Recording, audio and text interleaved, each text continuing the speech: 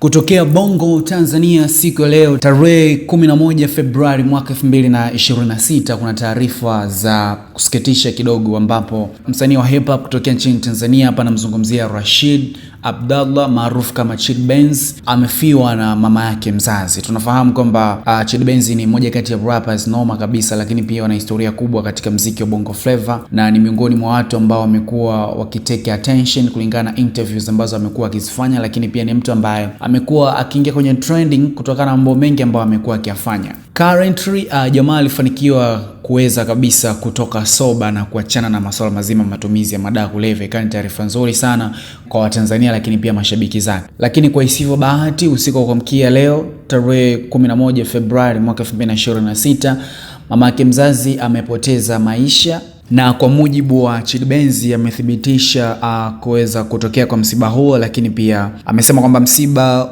kwa sasa upo nyumbani kwao Chanika, Dar es Salaam, na taarifa zitazidi kutolewa na familia. So hiko ndo kitu ambacho kimeweza kutokea. Ni pigo kubwa kwa sababu tunafahamu kwamba Chidi alikuwa amebakisha mamake tu, na ndo mtu ambaye alikuwa naye karibu. Hata mara kadhaa mamake Chid Benz ameweza kufanya interviews akaonyeshwa kuumizwa na kila ambacho Chidi alikuwa anakipitia kipindi ambapo alipokuwa katika matumizi ya madawa kulevya. Kwa hiyo kumpoteza mama yake ni pigo kubwa sana kwa rapper huyu kutokea nchini Tanzania, na nadhani atakuwa katika wakati mgumu sana katika historia ya maisha yake. So taarifa zaidi zitatolewa na familia, lakini pia tuweze kujua nini ambacho kitakuwa kinaendelea katika swala zima la mazishi na vitu vingine kama hivyo.